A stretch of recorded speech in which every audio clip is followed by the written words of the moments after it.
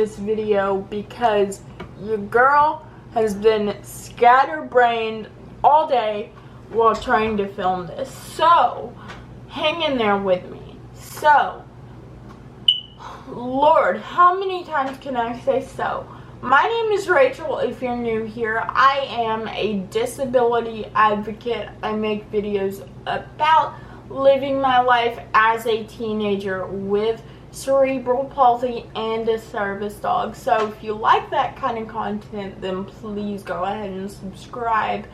And I usually don't ask you guys for anything, but I figured since today was Giving Tuesday, I would leave the link to the CP Foundation in the description of this video, which now that I think about it, I think it's always in there.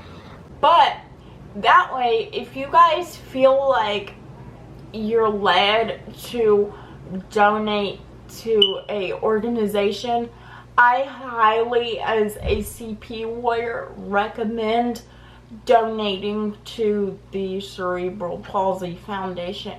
And if you can't donate right now, that is okay. Even sharing the link to the CP Foundation will help us CP warriors out. So that link is going to be in the description box if you guys want to check that out.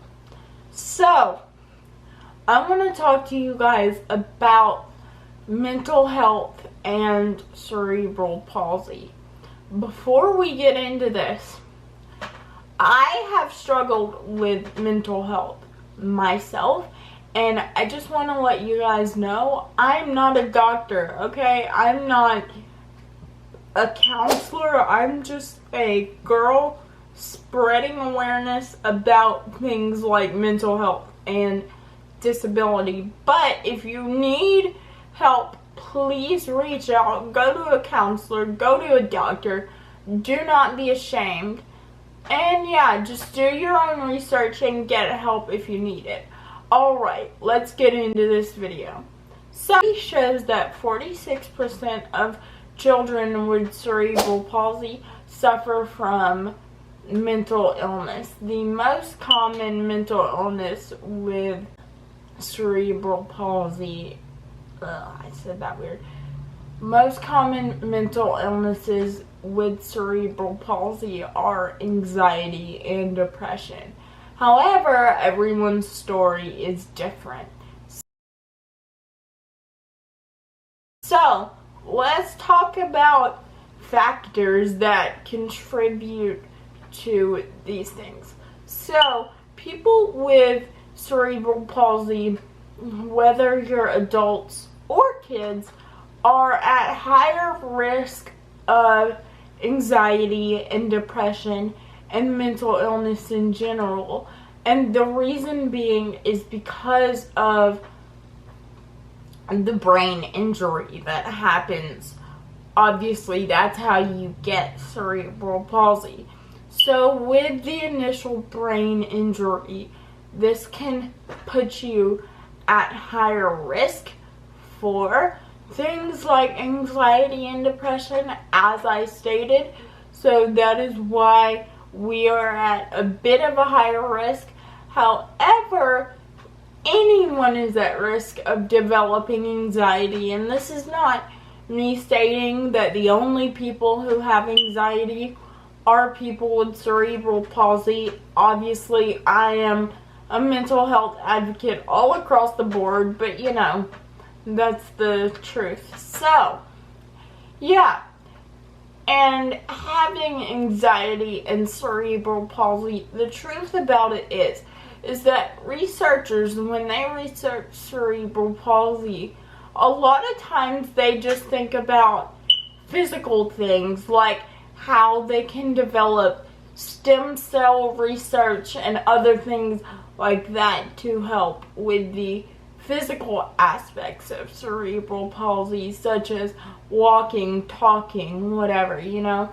But the truth is that we need to be researching the mental health rates of people with cerebral palsy we need to be researching all factors of CP. And so, with that being said, as for me with cerebral palsy, my mental health journey kind of started about a year ago. I randomly started having obsessive intrusive thoughts, and I didn't know what they were at the time.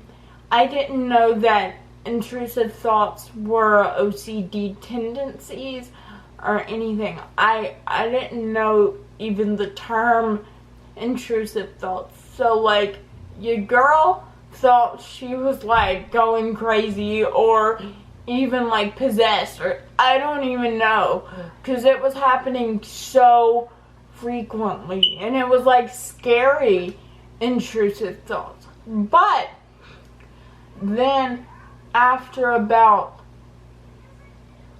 a few months of this, maybe even a year, I broke down to my mom. I had told her what had been going on, and she's like, alright, we're gonna get you into some therapy and stuff like that.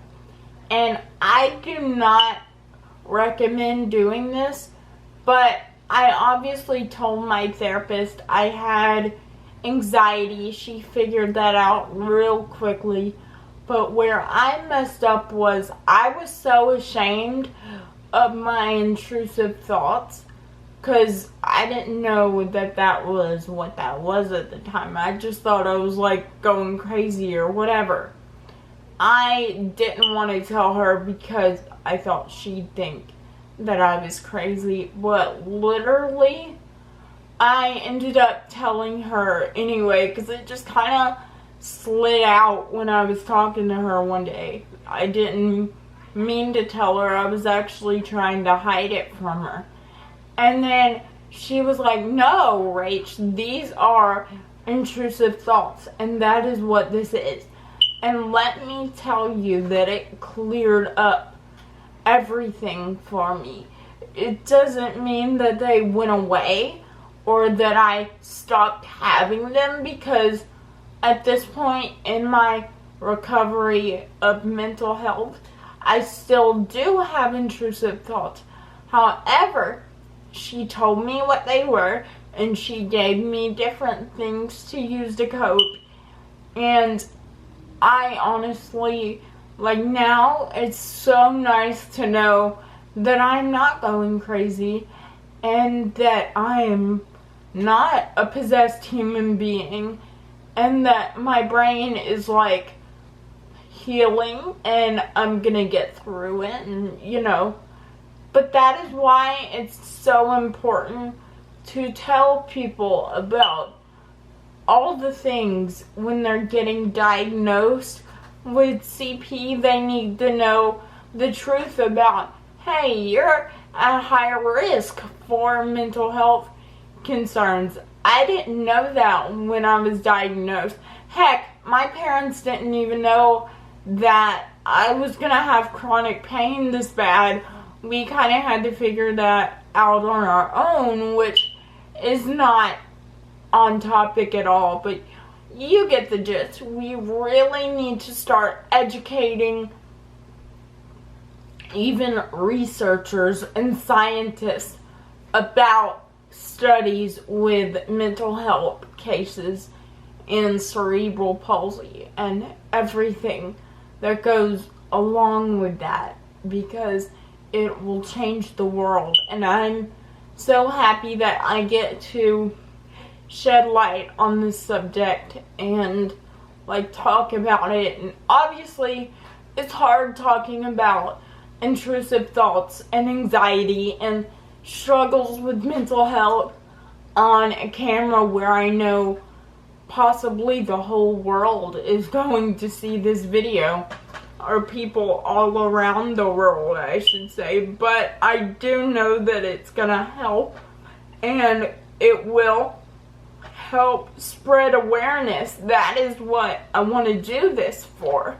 So the point of this video is that people with disabilities are at higher risk for health concerns, and we need to be researching it and telling newly diagnosed people about these things. And yeah, that is the point. And also, the point is mental health matters, and do not be ashamed to reach out for help.